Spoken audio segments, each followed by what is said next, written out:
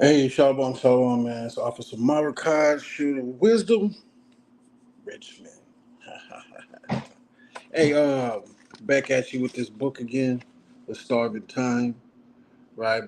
It's Elizabeth Jamestown Colony Diary, The Starving Time.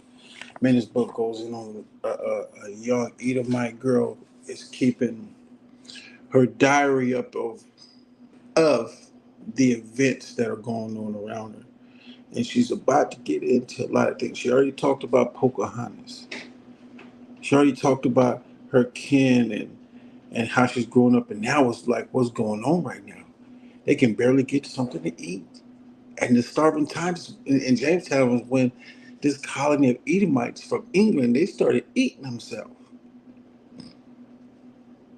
Okay? This is a true story. They're eating themselves right now. All right?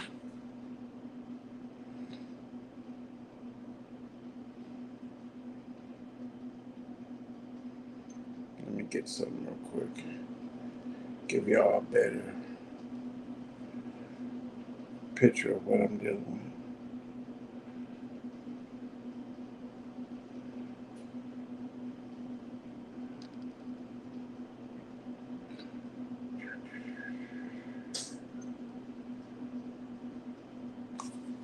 Oh man, excuse me, I'm gonna have to go through here.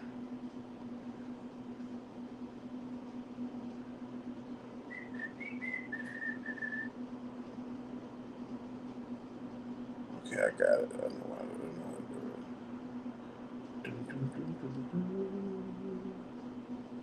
it.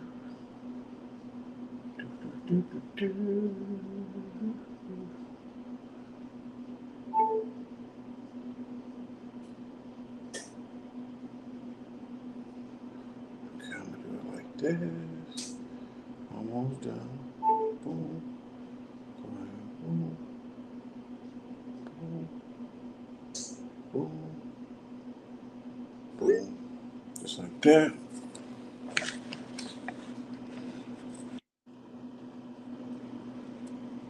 And do this.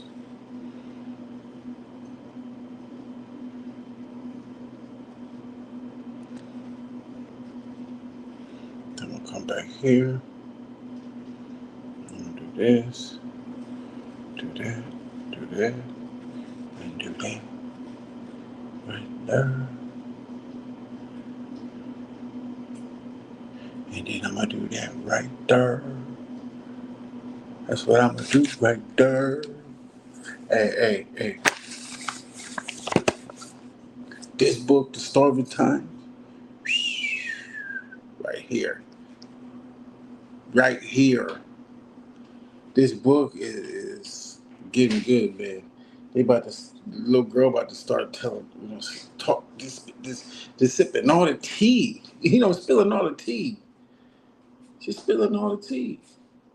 Everything about what's going on. You gotta watch your kids and them diaries, man. Things be going on, and they can just go to the little kids that have diaries and get them.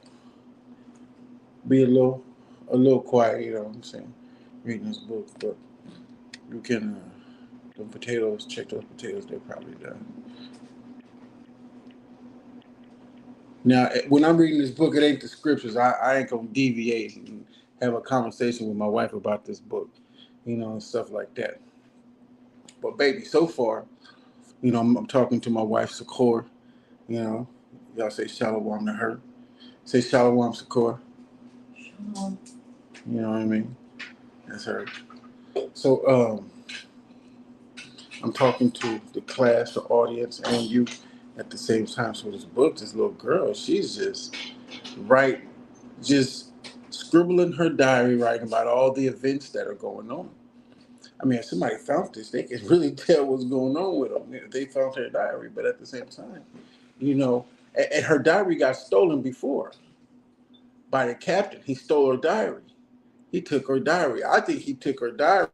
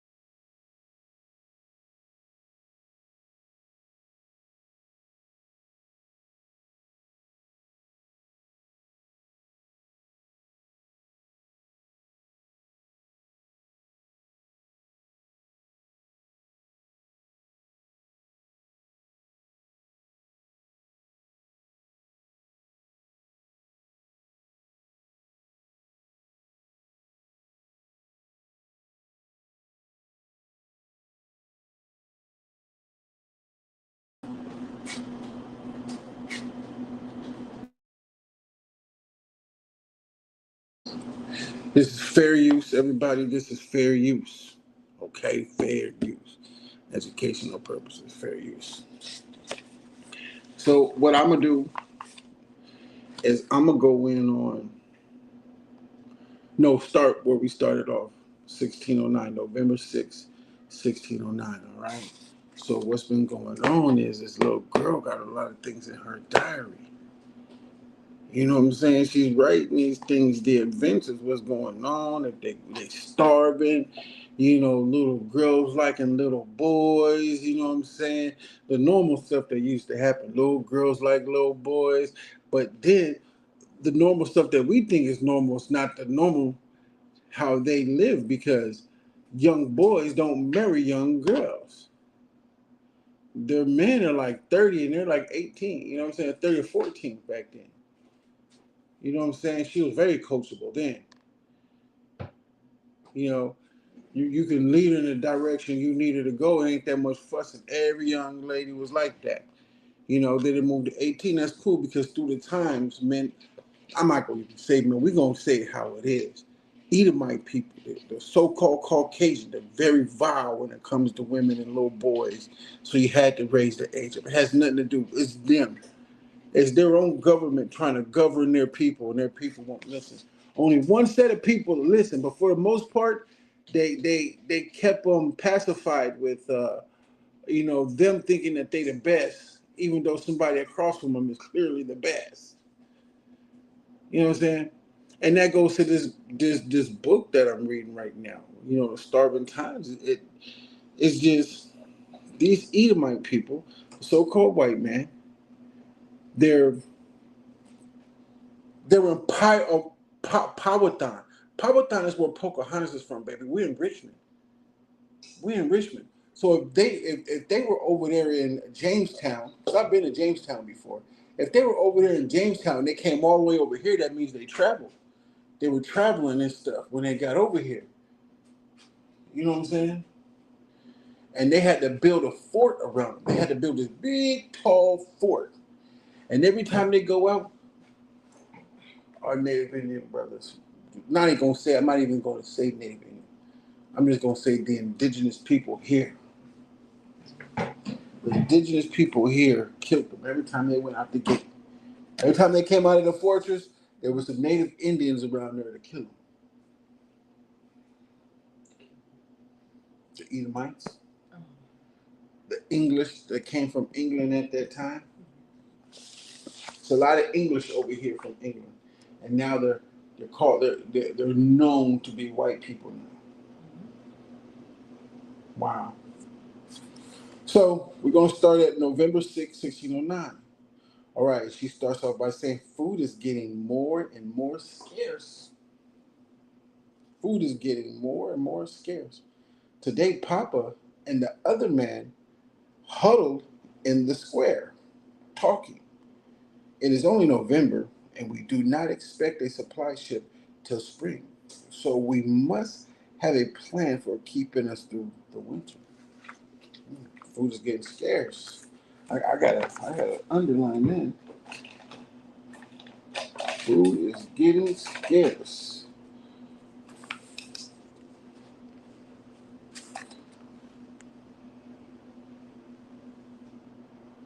Food is getting more and more scarce today.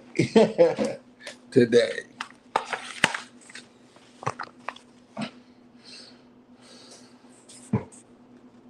So we must have a plan for keeping us through the winter. Next page. Even though we have been on half portions, still the storehouse is almost empty. Yet there is much food in the fields and woods and the river, but we cannot go. We cannot go to it if the Indians attack. I hope the men will somehow improve our condition. I am hungry most of the time now. She's hungry most of the time, baby. November 7th, 1609. I am very hungry today. All we have all we have eaten for 2 days is a bit of hardtack and some cornmeal. This morning, the cornmeal was crunchy with bugs. I tried not to. I tried not to notice, but it was hard not to gag. Papa noticed. He laughed and told me that it was good and nutty. I know he was trying to make me cheerful, but it is hard to feel cheerful. It is hard to feel anything but hunger. All I think about is my stomach. November 8th, the next day, 1609. Remember the Bridger Boys and the frog? If I had, remember y'all wrote in the secret, if I had that frog, I would eat it. In secret, she said, if I had that frog, I would eat it. I am that hungry. This is the next day, November 9th, 1609. Yesterday, Francis Collier came by. He is such a cheerful boy. He always has a friendly word. Even when folks are sick or arguing, he makes things better with his nice ways. I was trying to forget my empty belly. I was busy making a tiny set of dishes, plates and bowls and cups out of out of acorn shells. All the acorns have been eaten, but there are many shells on the ground. Some are flat, and some are round. They will make fine doll dishes, though I do not know if I will ever have a doll again. Maybe I shall give them a, maybe I should give them to Abigail when she is bigger. Francis sat beside me to help as he shaped the tiny cups with his knife. He began a story he told of elves and fairies who would use these plates. But before we knew it, we were both talking about food, food, food, food. Before we knew it, oh no, I was getting there.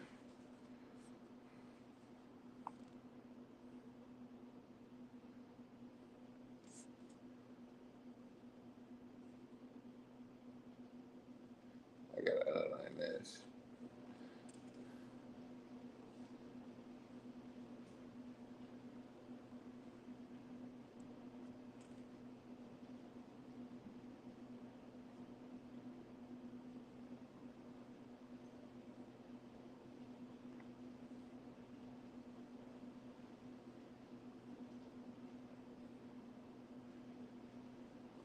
Getting there, y'all.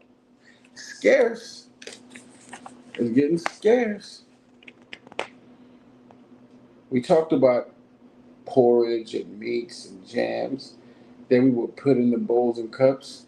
I know there are more things to think of than food, but I do not know what those things might be. All they can think about is food, food, food. Hold up.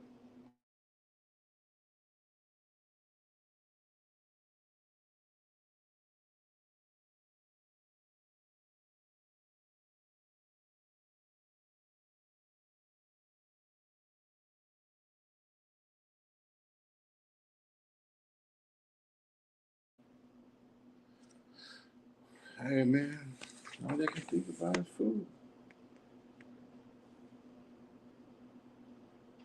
November 10th, 1609. Mama says I talk too much and too fast. And sometimes I say foolish things. I do try not to speak foolishly. I do, but really sometimes words just jump into my brain. And before I can stop them, they leap from my mouth. Mm. As with this, today I was scrubbing a pot with sand when Mistress Bridger, see, they didn't know how to do it, y'all. They were scrubbing the pots with sand to clean them. I don't know if that's a clean. Somebody tell me if that's like sanitary, like an old way of sanitizing pots. You know, Today I was scrubbing a pot with sand when Mistress Bridger came by. Wow.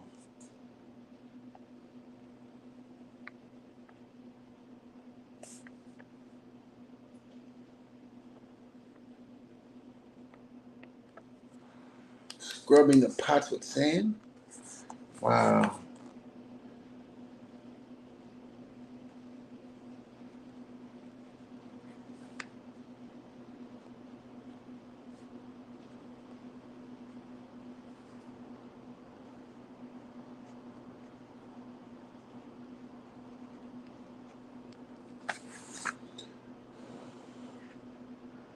Scrubbing the pots with sand. You got to be a stupid individual.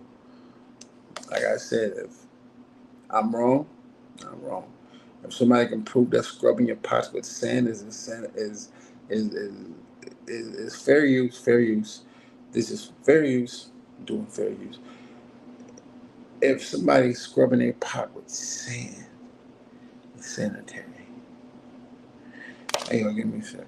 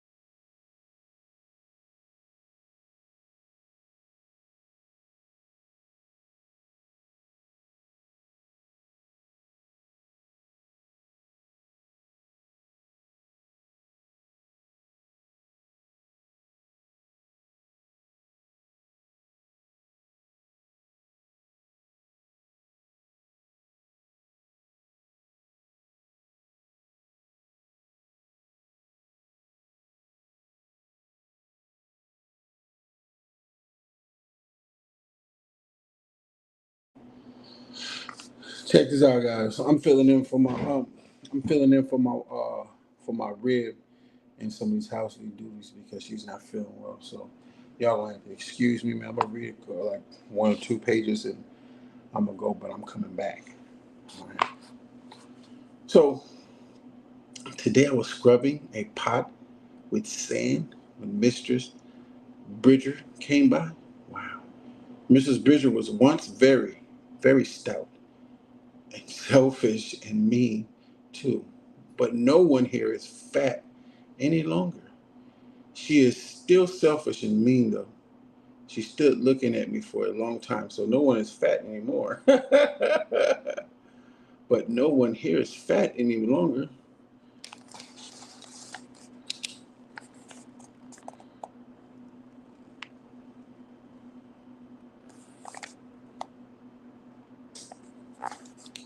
Food is scarce up there. They're losing weight. Hey, it's starting to starving time. But no one here is fat any longer. She is still selfish and mean though. I bet you she was fat before. She stood looking at me for a long time. I felt my neck get hot. She was going to scold me for something. I knew. Finally, we asked what I was doing. Well, could she not see what I was doing? I was cleaning a pot with sand.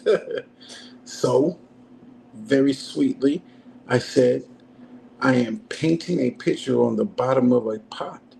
Oh, I know I was disrespectful, but it pleased me to be so. I think perhaps I'm really a wicked child. Yes, you are. And that is exactly what Mrs. Bridger said. Then she went to tattle to my mama and papa.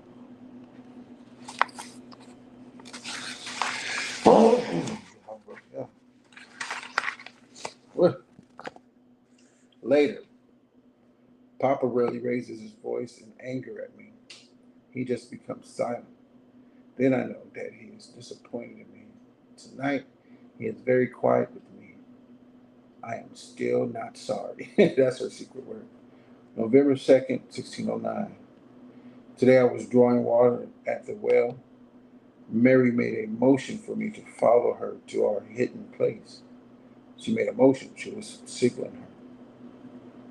Right? There, she told me something that surprised me so. I could not speak. Me? Truly, I could not speak. Well, just for a moment, I could not. Mary said she does wish to marry John Bridger, but she is just 13 years old. She asked what I thought.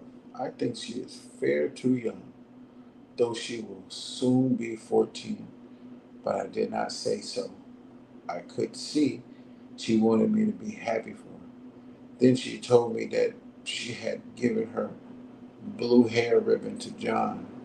It is a secret gift. He can hold it and feel close to her.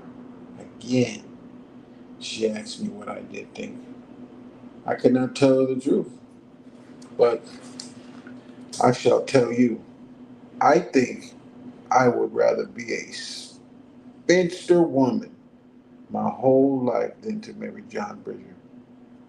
Actually, I would rather die. That's her secret word. Actually, I would rather die. All right, I'm gonna stop right there, y'all. Like I said, man, I'm helping my rib out with some things. I had to go with that, so